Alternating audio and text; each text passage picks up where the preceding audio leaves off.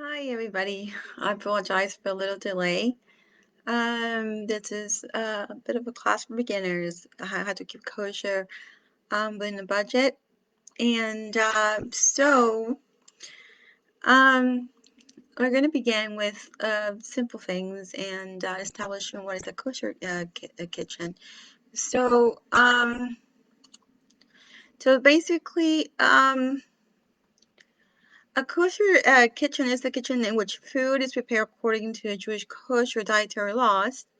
So some basic elements of a kosher kitchen is like meats and dairy, for example, and they kept strictly separate, and only kosher ingredients are used, which means that they have like the heter right there, and you will see it like on the grocery. On the grocery, there's some, for example, there's from Mills Union, it has like a little U.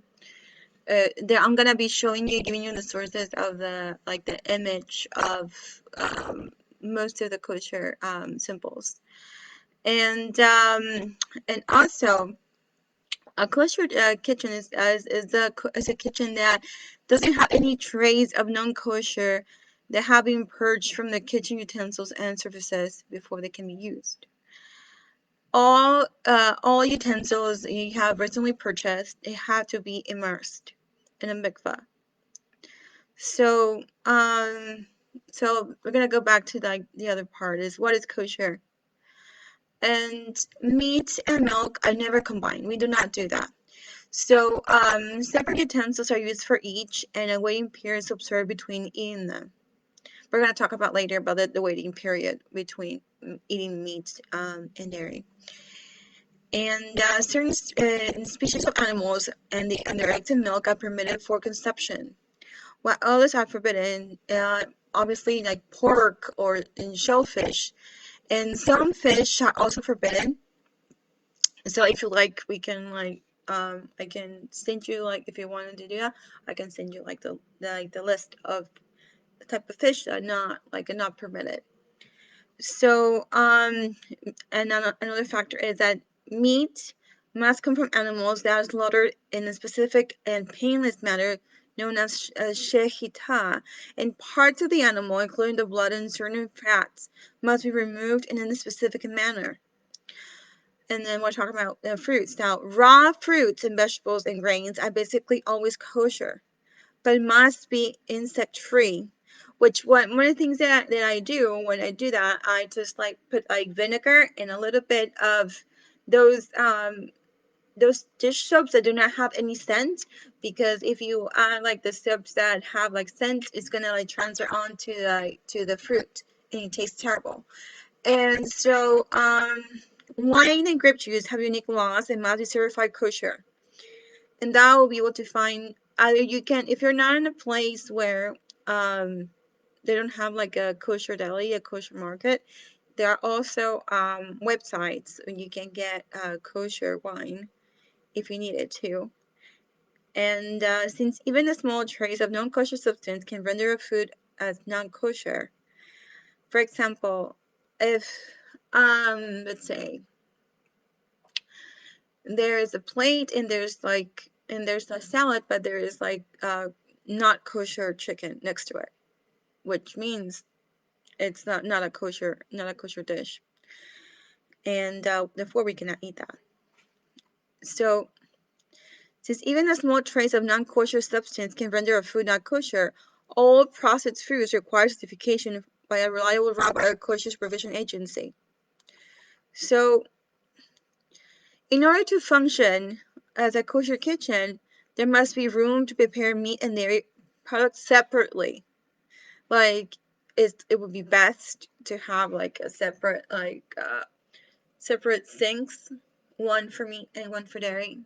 It would be best to have um like a microwave for dairy and one microwave for meat, because if not, it will transfer the meat's residue is going to transfer onto the dairy. So it's best not to do that. And so in most modern kitchens, separate counter spaces is maintained. It's feasible, like having like another way we could be having like an island like of having like divided, if you will. And then one of the kitchen sink is for dairy, and the other kitchen sink is for meat.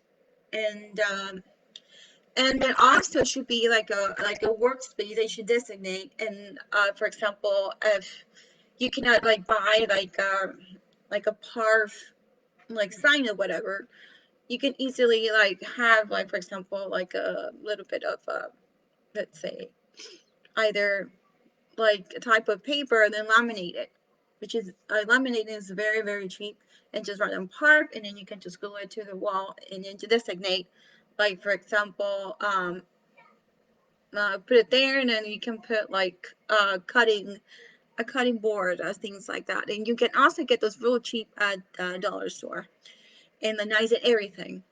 And other stuff that you can also get at the Family Dollar. It is best not to um, like to buy like stainless steel, because it's easier to cashier and it's cheaper. And so let's see what else. Um, well, we cannot. It's, in theory, we can like have, like I was mentioning, like a space, like a shared space, but it is best, like most Ashkenazim, they have like two sets of utensils and two sets of plates, like for meat and dairy, and actually the three meat and dairy, and then one per parve. And but there is like for most Sephardim. Let me go ahead and hold on a second. Let me go ahead. So most Sephardim would go by Rabbi Yosef Karo from Shulchan Aruch, and the resource is Orach Chaim 451:26 and or Zerua 2:256. So the Rabbi Yosef Karo's view is glass is made from sand, and would therefore seem to be in the same category as earthenware, which is super absorbent and cannot be cashered. But on the other hand, the glass vessel is hard and smooth, and unlike earthenware, like ceramic, it actually absorbs the particles of the food that you're placing there. So, which it would indicate that glass is not absorbent, and therefore we never need to be cashered. What would be best is, like, for instance, like if you were to use Ellie, sweetie, can you please go with Papa? Mommy's teaching a class. Thank you, Mom. So if you were to start with eating, it's best to start first eating dairy, and after that you just go ahead and just go to the dairy section and just rinse it out and clean it out, and then you use that same glass plate and you can use it for meat. Not like for example, now, like, okay, you ate dairy, and on the same plate that's dirty and everything, you have the dairy there, and put like the meat there. No, that's really, you shouldn't be doing that. You're actually mixing it. You're mixing meat and dairy. So, and a good tip for buying, it's not easy to find glass plates, for example, and you can buy them at places like they're very inexpensive at IKEA, and they're very inexpensive at the Family Dollar or the dollar store. But you do have to like a little bit shop around. They also have like the mugs and like glass mugs. The family Dollar has like a lot of like glassware there, and you can also, if you don't have one close by, you can also order from them. And the good thing is that you can order in bulk, and it's a whole lot cheaper. And so anyway, then you can, and then you don't have to, like, for example, if you go to Bed Bath and Beyond, it's like, it's really not cheap. It's really expensive, but there are other options that you can do that. But with the dollar stores and the Family Dollar, you have to like shop around, like go occasionally until you find it. until you find like the right, you find a glass set that you said, okay, I'm gonna get this. Or for example, at IKEA, sometimes they have like those glass plates, real simple. They have like for like $1 or so.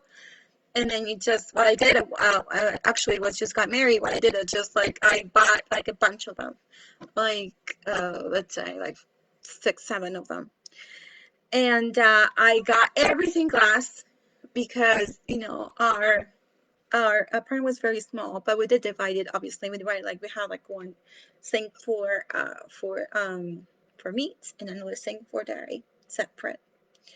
So let's see, we're gonna go beyond that, and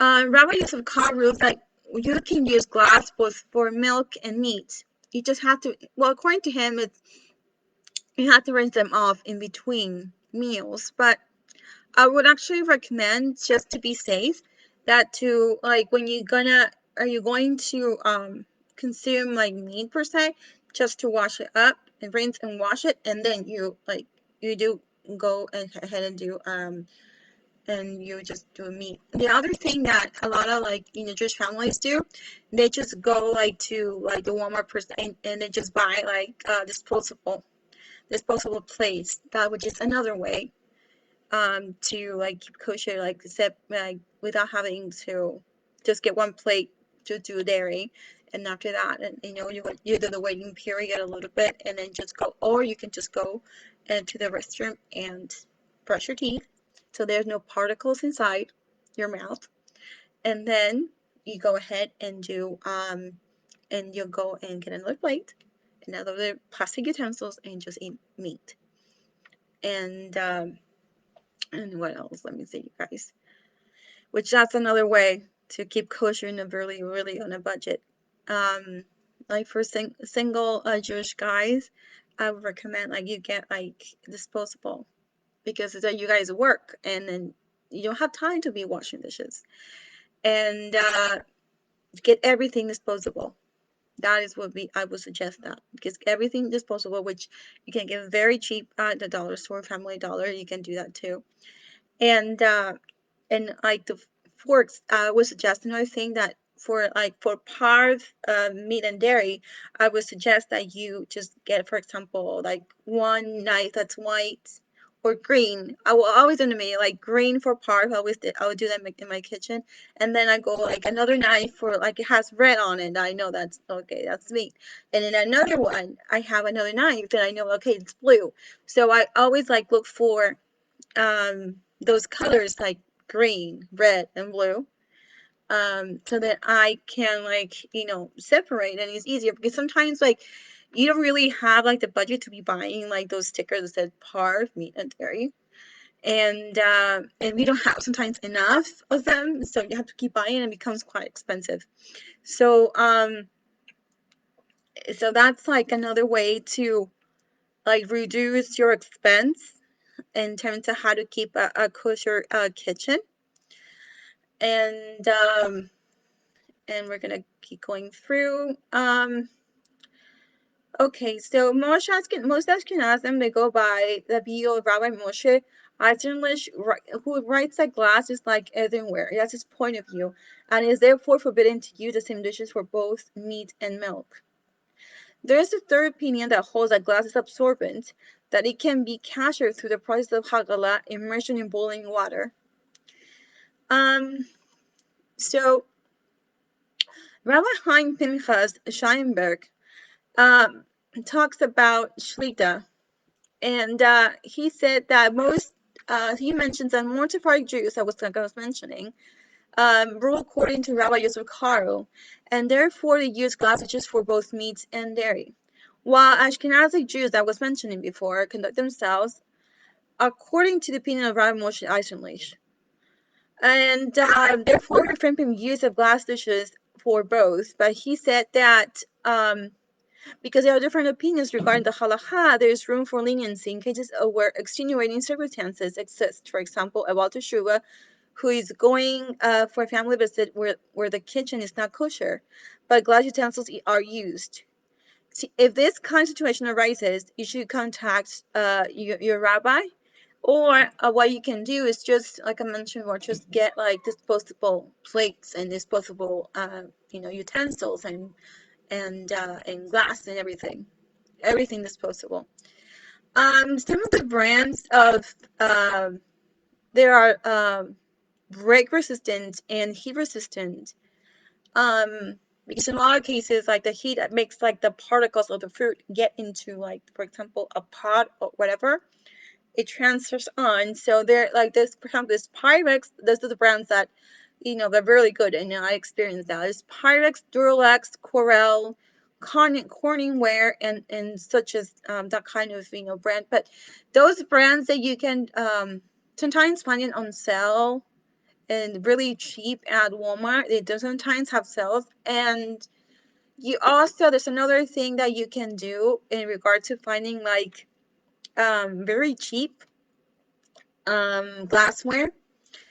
And there's most of the time there's an area in Walmart where they have um, all the glassware. And the key is that a lot of glassware, and it's people actually don't buy that much, and it's really, really inexpensive. So it's always good to look for like sales. I try to try to go whenever you can to go into Walmart and just check around. And if not, you have to be moving. I know that's a lot of work, like to keep going to one place and the other, and try to find things like. And or then there's also places who like resellers of like their stock that they did not sell. And sometimes you can find like this like TJ Maxx, which is really rare to find any glass. But there's also I will get it to you guys, but I remember that there's another. Let me see. I'm gonna look at it over here on my phone because I'm pretty sure because they have a lot of stuff there on that place, and it's also very inexpensive. And so hold on, let me see. I'm trying to look at the name of the store. Okay, hold on. Almost there. Let me see. Oh, yeah. It's called Big Lots. I don't know if you heard of it. I don't know where you're located, if you have like something like that or not, but that's like another way to get like really, really, really inexpensive. Either if you go by the Ashkenazi custom, yeah, Ashkenazi halacha, or you go by the Sephardic, the Sephardic halacha. So that in both cases, it can be really good for you. But also, IKEA has really inexpensive. If you're gonna be having like of everything separate, like parf, meat, and dairy, you're gonna go buy Ashkenaz and halacha. Then IKEA has like very, very, very, very inexpensive like ceramic. And and if you're single, then you can just get, like, for example, just get 4 plates. They're really, some are really inexpensive. They have, most of the time they have like the set of fours, and they really have like the glass cups, or that you can buy a different kind, but they're really, really inexpensive. And the utensils as well. But I would recommend that you do look for utensils, because utensils in IKEA tend to like really break really easy. And then the particles, like, they get into the little, like, the part that they have it, like, they're made out of some kind of like plastic or whatever material they have, it's gonna get there. So it's best if you have your utensils, you buy them, that all of them, for them to be stainless steel, and not have like kind of like made with the bottom part with some kind of ornament or something like that, or some different material other than stainless steel. So it's just best to do that if possible. And another thing that you can do to really be able to, like, really, the key is to have like a lot of, like, be really in order and know what everything is in your kitchen. Otherwise, it's gonna get, everything is gonna get mixed up, and then you're gonna have to cash the whole kitchen, and it's gonna be quite a lot of work. So alrighty, so we're gonna move on to, I'm gonna send to you guys like the image for the whole, like, the head shirts. And all right, so I'm gonna be giving you some guidelines as to how to kosher your kitchen, how to kosher, koshering your kitchen, and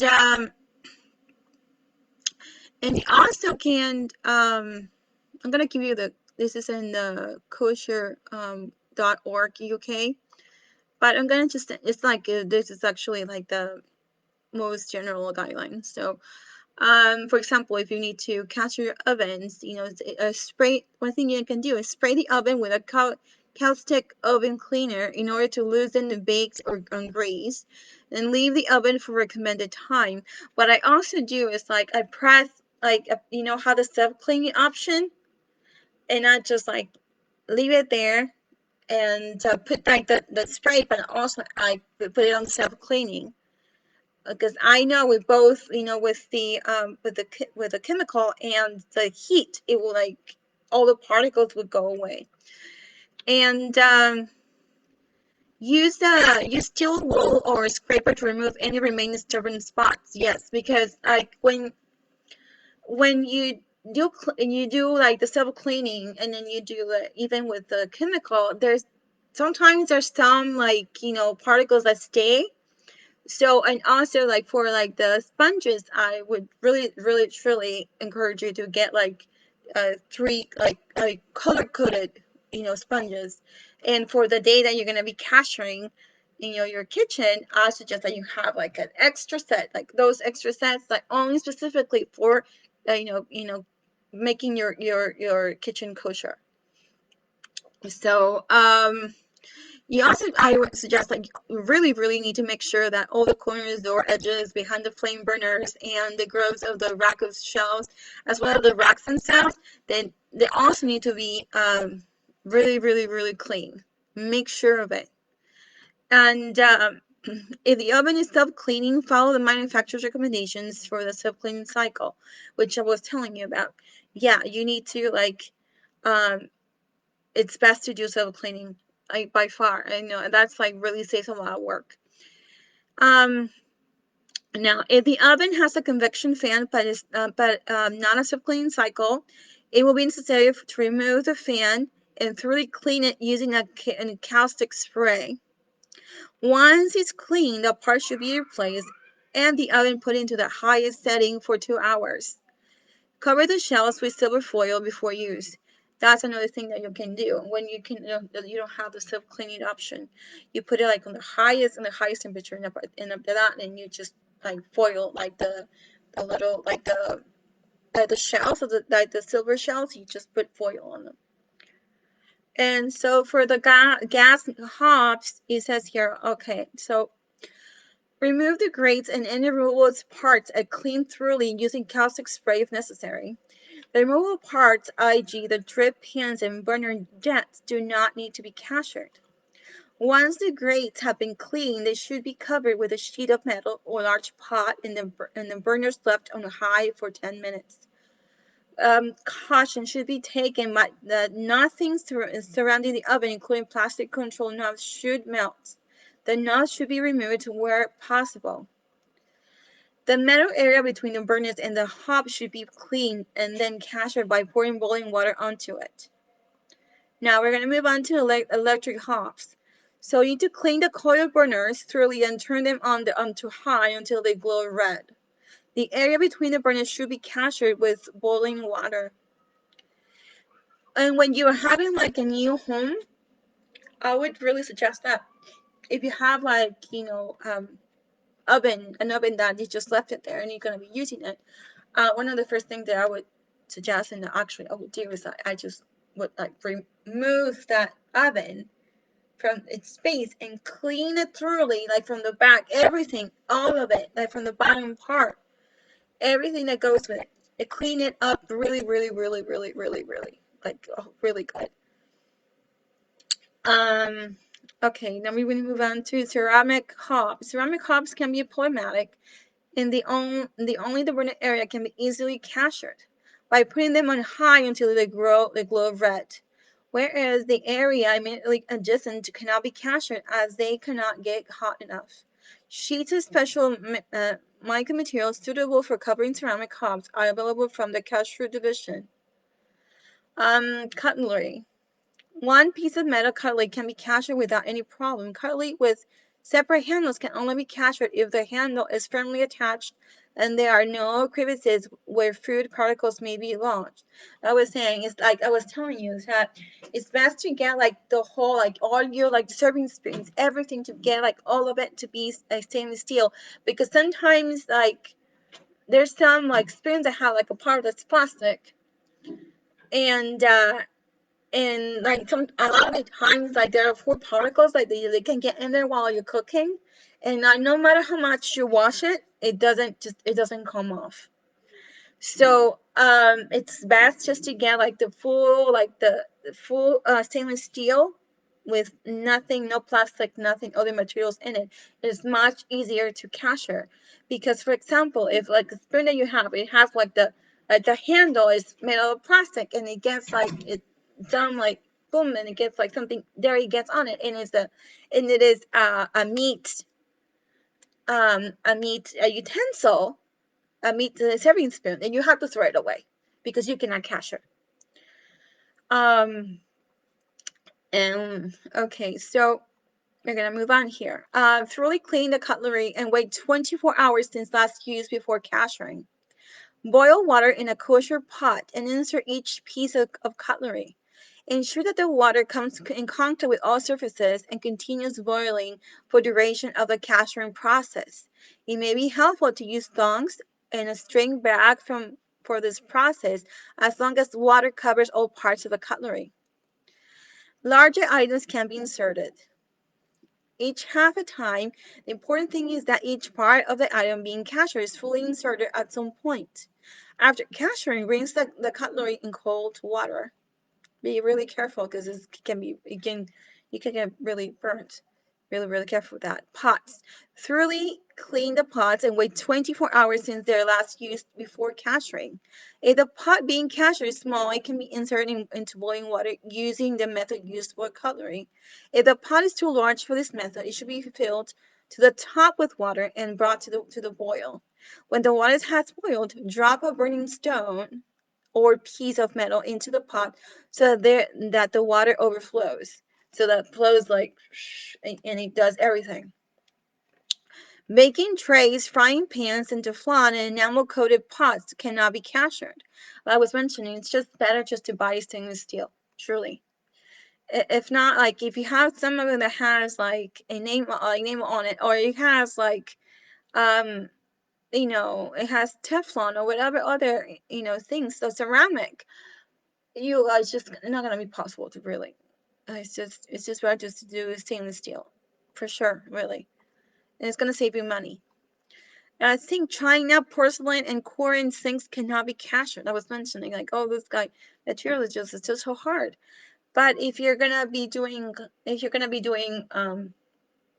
going by the Ashkenazim halacha, then well you're gonna be having everything separate, so that's no point. But if you're gonna be going by Sephardic halacha, then yeah, you do have to be it will be easier to capture. And obviously also with the Ashkenazim halacha, but just for that case, I'm talking about like the serving spoons. It is best just to like have everything stainless steel, as well as the cutlery I was like mentioning before. So and metal and granite sinks should be thoroughly cleaned and not used for hot liquids for 24 hours before cashering. Boiling water should then be poured over all parts of the sink, including the plug hole and the taps. After cashering, the sink should be rinsed with cold water. Okay, now the work surfaces. It is questionable whether plastic or forms of plastic like formica and corian can be cashered. For temporary use, the surfaces should be clean and covered, for example, with aluminum foil. For permanent use, you can consult any halakhic authority, and your rabbi or whomever you have, that you can talk to, who is an expert. And stone surfaces can be cashered as long as they are not composites. Surfaces that can be cashered, like stone, metal, and wood, only with smooth surface, should be cashered with the same procedure as cashering a sink, including rinsing off with cold water after the cashering procedure. Now, fridges and freezers, they should be thoroughly clean before you use. What I would use is like for that, I would like really um I would use like really I would like pour like water and add like hot water, and I will add, well, not so much hot water, and in the soap, and I would add baking soda, a little bit of baking soda and a little bit of vinegar, and a little bit of Clorox, a very little bit, and mix it all. Obviously, you have to really wear like some like something for your hands. If not, you're gonna get a chemical burn. But it really cleans really well your refrigerator. Like if that mixture, it's really easy, and it's really cheap. You don't have to be getting anything else but that. And okay, so so we're gonna be talking about not right now about like um let's say like recipes that you can do that's like kosher and it's like so cheap, and but you don't have like a place or that is that you can buy kosher meat, or you don't have the budget to buy online kosher meat, go vegan. Truly, go vegan. And you can buy salmon when that is one of the permitted fishes that you can eat. Or there's an option that you can also, if you don't have it, you can also purchase tilapia kosher. And sometimes um, Costco has like the kosher tilapia, but that's really rare. Well, at least in my area. So and the only thing that we also do a lot is, for example, we buy like tuna, canned tuna, really good like quality tuna. And what makes it cheap is that, for example, we just get a foil tray and add the tuna, and then we put it like a bunch of like those frozen vegetables, and you can get a great value like brand at Walmart, and you just pour all of it, and then you add potatoes. When in doubt, add potatoes. And also we do a lot of like non-dairy kosher butter, and we do vegan cheese, which two brands. Well, actually, that diet cheese is really expensive, but I follow your heart is like cheaper to purchase. So we do like a lot, and what I do a lot is like I divide it. For example, for us, if it's not in service, and we're not having a service, then what I do is that I just divide. The half of it will be for my family, and the other half is gonna be for Shabbat. So the other half gets frozen, and then the rest of it you just eat up by doing the, like I say, like 3 days or whatever. But if your family needs it before Shabbat, you can get the other part and you get it out. So that's another thing that you can do to save money. That when you make a big dish and divide it and then freeze it up and put it in half of it in the freezer. So a lot of things that I use like for dishes, which is really quickly and easy, and it tastes good. Is I use like I use a lot of like non-dairy cheese. I use a follow your heart, and I like, for like example, for the tuna dish, I add like lots of vegetables and potatoes, and the cheese, and then the butter, and then a little bit of mayonnaise, and just season it. Whatever seasoning that you prefer, and do that. And if you're a single guy, it's good to do that, because if you like, that's one dish that you have, like, and you put it like right there in your freezer, and then you don't have to purchase anything for the whole week. And you can do that, or can you get that and with some instant rice. That instant rice, the Great Value brand is kosher, and it's very inexpensive, and it's very easy to make. For example, one of the things that you can do is that during the week, before Shabbat, you can just grab out those, like I was mentioning, the glass square plates. They are really check that they are microwave safe.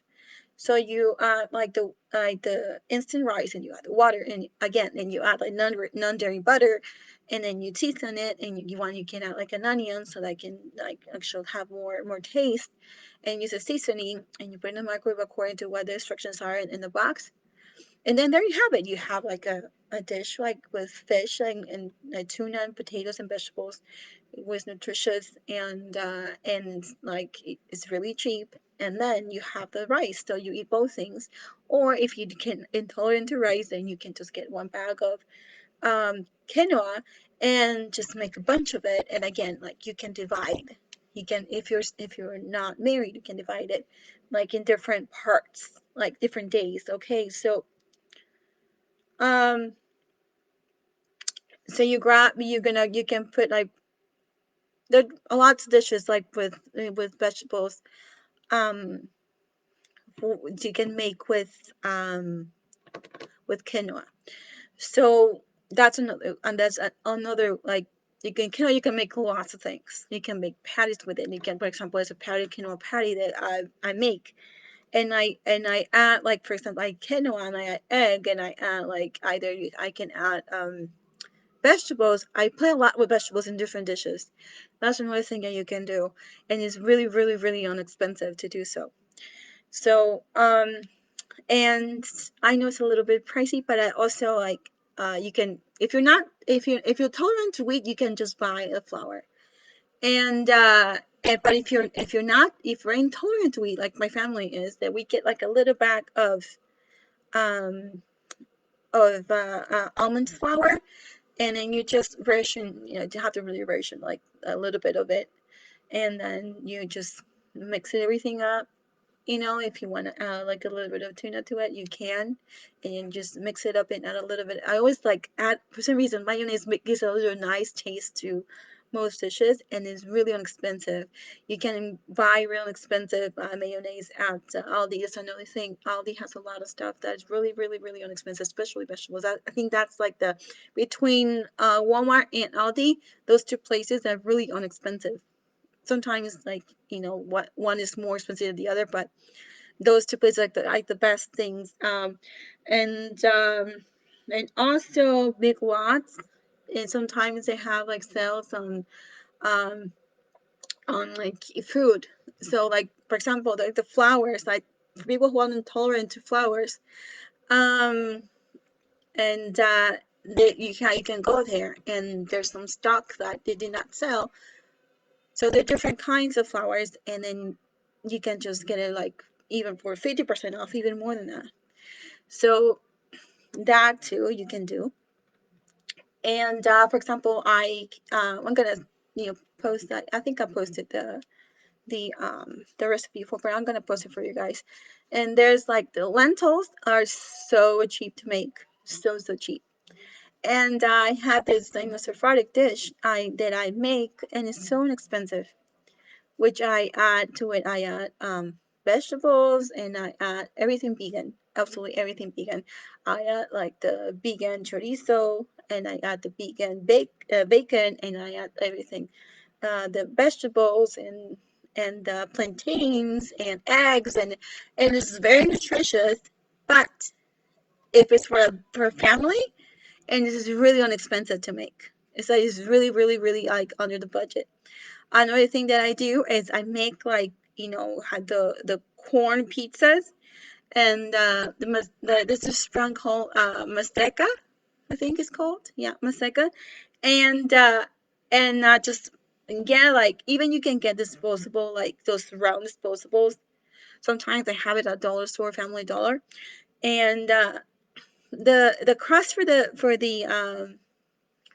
corn pizza doesn't require much. It just, you add a little bit of like water and a little salt, and if we wanted to add like cheese on it, and mix it with a mix, and add a little bit of minced garlic and salt, and there you have it. You have the crust, and you put it in, and then again, I use a lot of like non-dairy cheese, which you take away the part of like having to wait for X amount of time, because you're not actually eating dairy. You're eating like is not dairy, nothing that's dairy.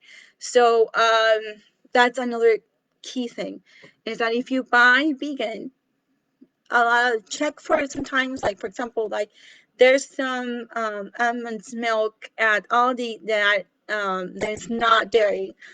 Um, and it's easier to try to go for things that haven't they don't have like the like dairy simple the D, because even if the materials are not like they're they're par per se, but they were the manufacturer in a dairy factory, so they're in contact with dairy ingredients. So it's best, like not ingredients, but the the process.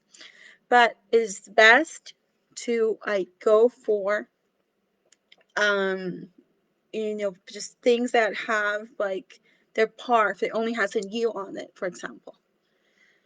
That way you just don't have to like the waiting time, and it's just easier to keep your kitchen kosher. And I think that's pretty much it. But I truly hope that it helps. Oh, another thing that I do a lot is because another thing is like kind of like a really really really really really really like a pain, really, really headache, is like the part of the Tupperwares. You can you can have a Tupperware, that's fine, but you're gonna have to have like Tupperwares for meat, dairy, and parf. But what you can do is just go for Ziploc and just and just label it parf, dairy, or whatever, and then you can have like you can get those like bins at a dollar store or Family Dollar, and all the dishes, all like the whatever you made that it's dairy, and you put it there. And if you want to buy like a blue bin, you can do that. And then if you want to buy like a green bin for only the par stuff, then you can do that and out of Ziploc, and then you just label things, and then you go for the meat part, and then you do the same thing. And that's like another way to really really be on a budget and not having to buy the whole set of of Tupperwares. So, and another way that you can also like make your utensils have more order per se.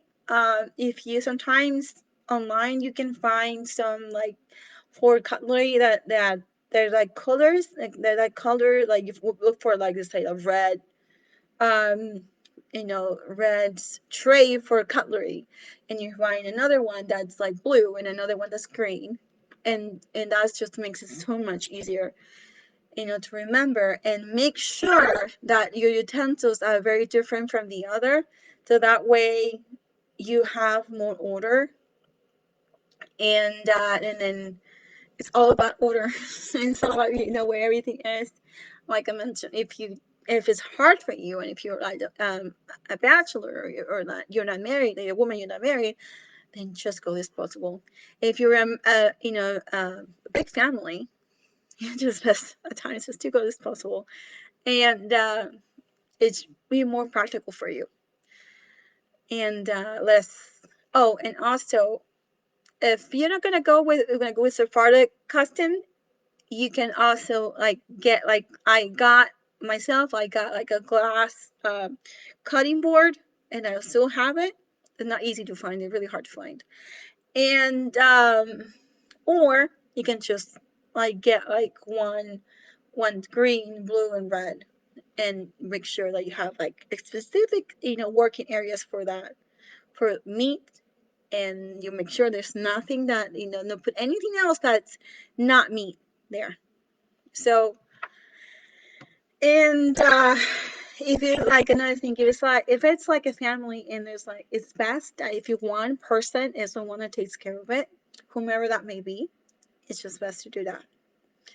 If not, if one person comes in and then puts everything else in a different way, and then another person does that, and it just is best. Another thing that you can do is also like stickers for like the serving spoons and all like that. Like you have like a like those like a little mug or whatever, and just have a label it there. And that's it, you guys. if it's like, if you need anything, if you need more resources, I can gladly help you with that. And and that's it, you guys. And please take care. And if you need anything, just text me or PM me, and I'm more than happy to help you in any way I can help you. Okay? Take care, you guys. Bye.